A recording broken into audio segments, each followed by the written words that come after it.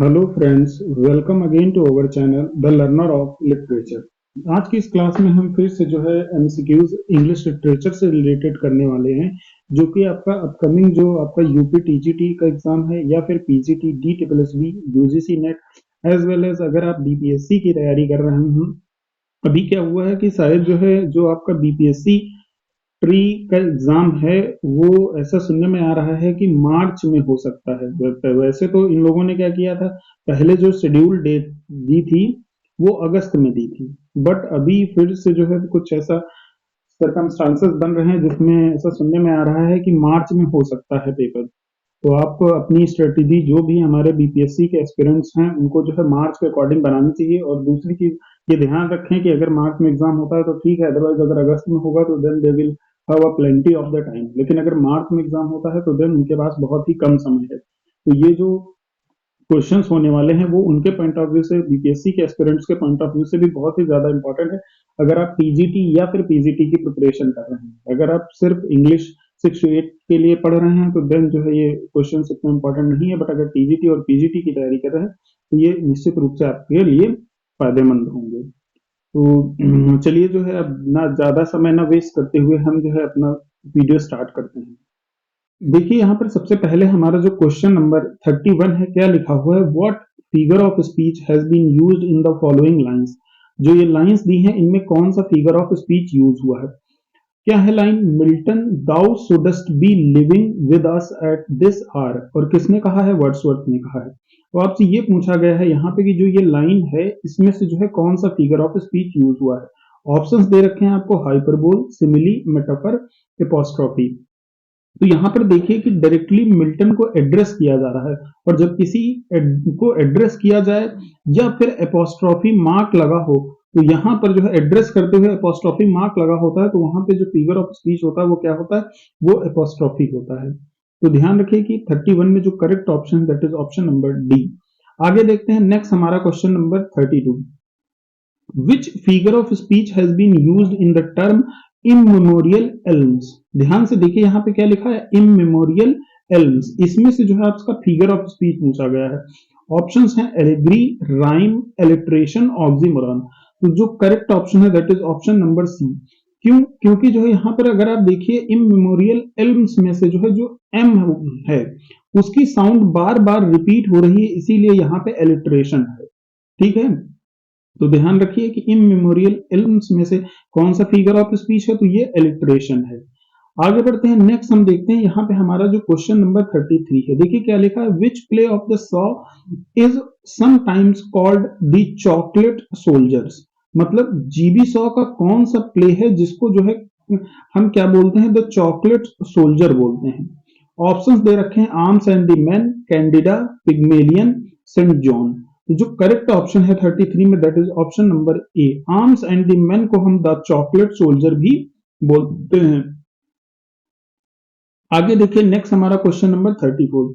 Which one of the following can not be deemed to be a writer of the problem play. मतलब इनमें से किसे जो है प्रॉब्लम प्ले राइटर नहीं माना जा सकता है। ऑप्शंस आपको दे रखे हैं, GB saw, John Galsworthy, Harley Granville Barker, और अब फिर हैं इलियट। जो करेक्ट ऑप्शन है यहाँ पे 34 में that is option number D, TS Eliot को जो है ये प्रॉब्लम प्ले राइटर नहीं है। ठीक है, बाकी जो जीबी सॉ हैं, जॉन गॉल्सवर्दी हैं और ये बार्कर हैं, ये तीनों लोग जो है प्रॉब्लम प्ले लिखा है इन्होंने। नेक्स्ट देखिए हमारा जो question number 35, very important question, बहुत सारे एग्जाम्स में पूछा जाता है, who is the writer of the Metamorphosis. ध्यान से देख लीजिए बुक का नाम क्या है, Metamorphosis.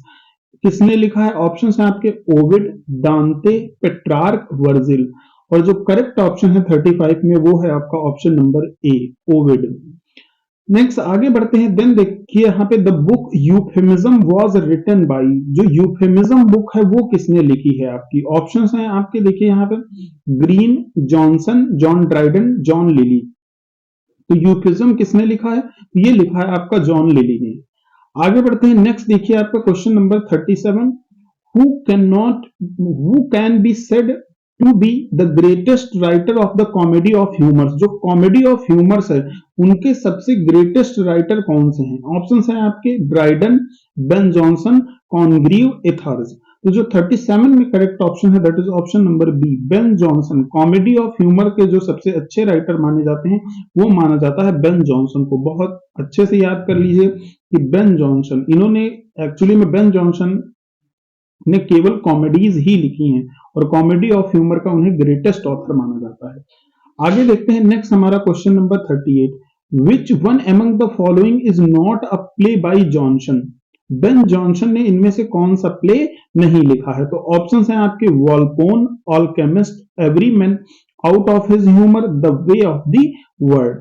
And the correct option is option number D, the way of the world. ये जो है बेन जॉनसन ने नहीं लिखा है। आगे देखते हैं नेक्स्ट हमारा क्वेश्चन नंबर 39 क्या है? Who is the writer of the book Prince? जो प्रिंस बुक है उसके राइटर कौन है? ऑप्शंस हैं आपके Ovid, Boccaccio, Machiavelli, Montaigne. And the correct one is option number C, Machiavelli. ठीक है ना, इन्होंने जो है प्रिंस बुक लिखा है। आगे देखते हैं नेक्स्ट हमारा क्वेश्चन नंबर 40 क्या है? Who is the writer of the essays simulation and dissimulation? Dissimulation, ध्यान से देखिए, एसे का नाम क्या है? Simulation and dissimulation. इस एसे को किसने लिखा है? Option Montaigne, Lamb, Bacon, De Quincey. अब यहां पर जो है आपका जो 40 है उसमें करेक्ट ऑप्शन है option number D, Francis Bacon. ठीक है, इनको फादर ऑफ इंग्लिश एसे भी माना जाता है, फादर ऑफ इंग्लिश एसे। ये पॉइंट भी आप याद रखिए, father of English essay.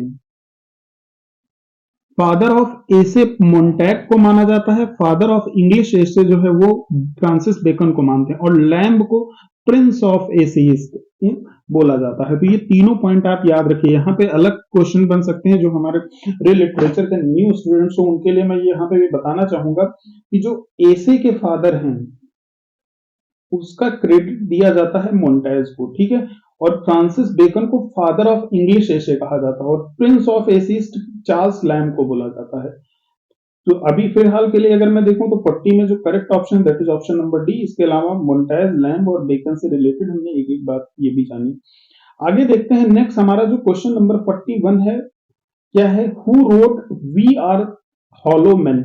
Options हैं आपके Eliot, W B Yeats, Tagore, Ezekiel. और जो करेक्ट ऑप्शन है that is Eliot, we are the hollow man. ये जो है लिखा है आपका टीएस इलियट ने। आगे देखते हैं नेक्स्ट हमारा क्वेश्चन नंबर 42 क्या है? By which character is the following line in Shakespeare's Julius Caesar spoken? I am well armed in honesty. Option है आपके यहाँ पर सीजर, कैसियस, ब्रूटस, सिसेरो। जो 42 का करेक्ट ऑप्शन है that is option number C, Brutus ने ये बात बोली है। जूलियस सीजर प्ले है जिसको लिखा किसने है? शेक्सपियर ने, और ये एक इनका रोमन प्ले है, ये भी आप याद रखिए। ये जो लाइन है यहां पर कौन सी लाइन लिखी हुई है? I am well armed in honesty, ये किसने बोला है? तो ये बोला है ब्रूटस ने। आगे बढ़ते हैं नेक्स्ट हमारा जो है question number 43, the way of all flash. ध्यान से देखिए यहाँ पर बुक का नाम क्या है? The way of all flesh was written by Jonathan Swift, William Congreve, Samuel Butler, Joseph Addison. जो 43 में करेक्ट ऑप्शन है that is option number C, Samuel Butler. The way of all flesh किसने लिखा है? ये लिखा है सैमुअल बटलर ने। नेक्स्ट क्वेश्चन है 44, who is the writer of the good companions?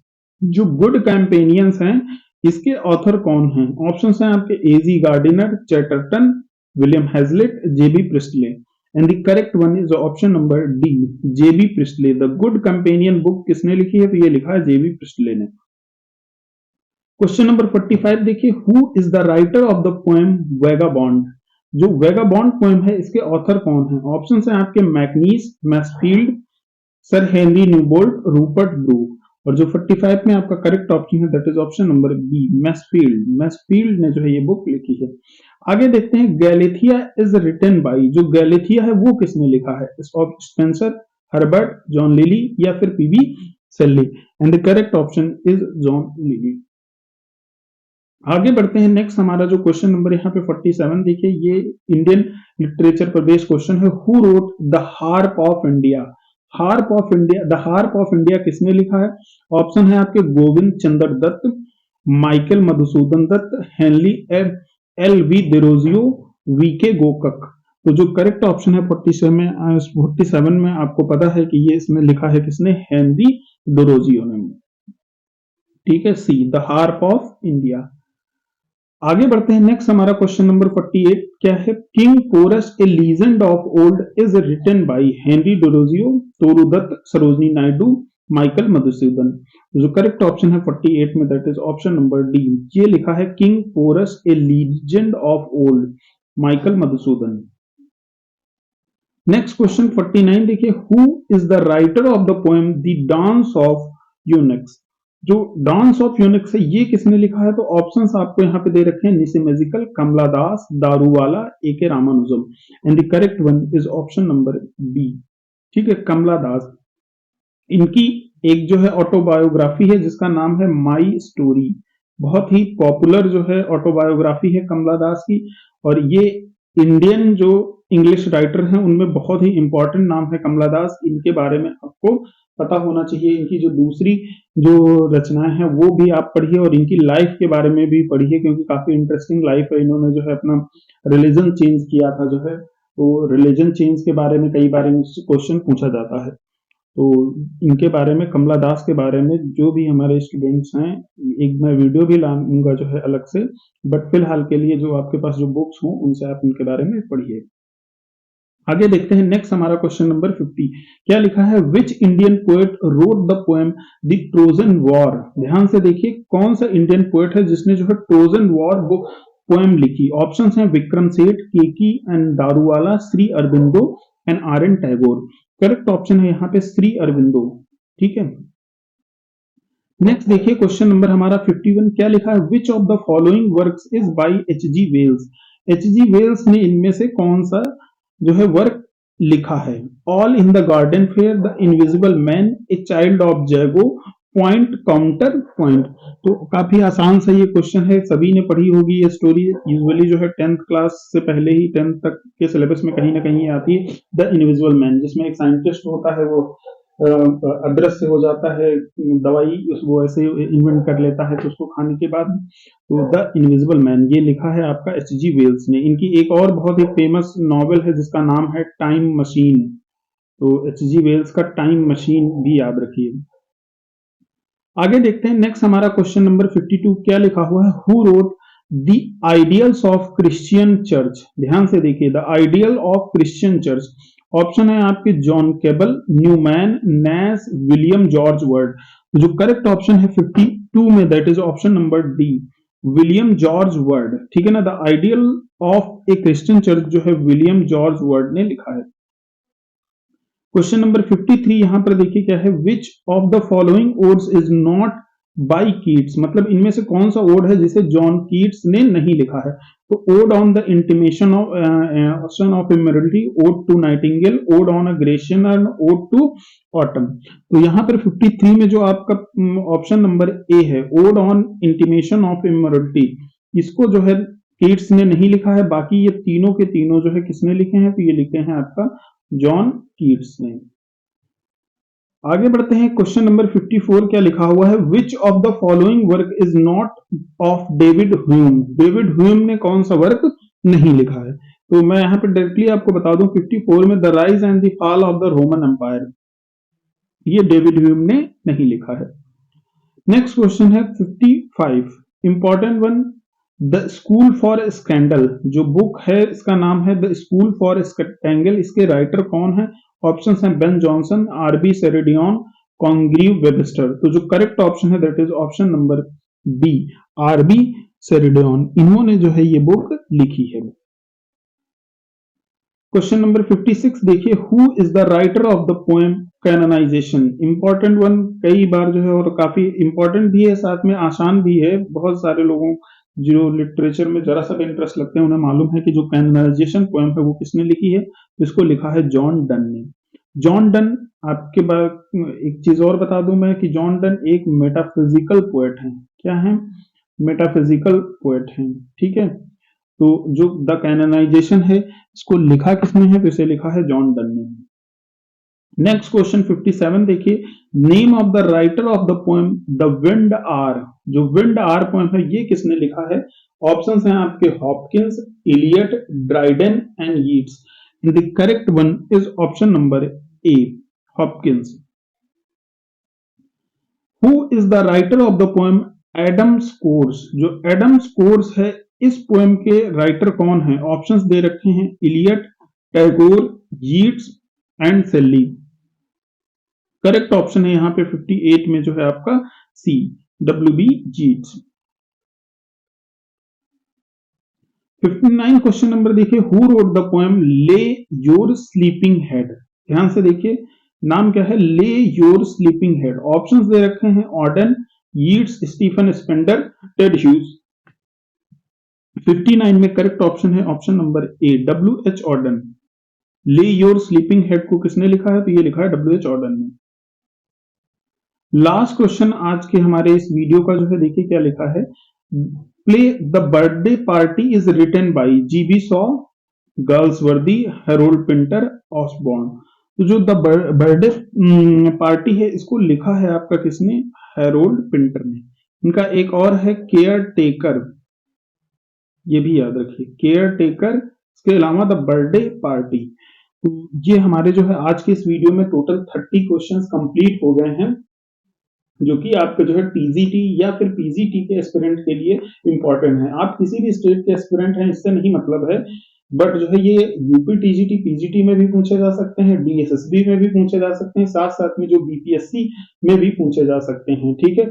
और जो हमने और बहुत सारे वीडियोस जो है अपने उसमें चैनल पे डाल रखे हैं, जो भी हमारे BPSC के एस्पिरेंट्स हैं, सॉरी, उनके पास थोड़ा सा टाइम कम है, अगर मार्च में एग्जाम होता है तो जो दूसरे वीडियोस हैं और वन लाइनर की सीरीज है उसको आप जरूर फॉलो करिए, वन लाइनर्स वाली सीरीज को। उससे आपको बहुत बेनिफिट होने वाला है, आपका जो कॉन्सेप्ट है और जो चीजें जो की समझ है वो बेहतर होगी। तो कोशिश करिए कि आप दूसरे वीडियोस को भी देखिए, और अगर आपको ये वीडियो पसंद आता है और आप हमारे चैनल पे नए हैं, then please like, share and subscribe the learner of the literature. Keep watching and keep learning. Thank you very much.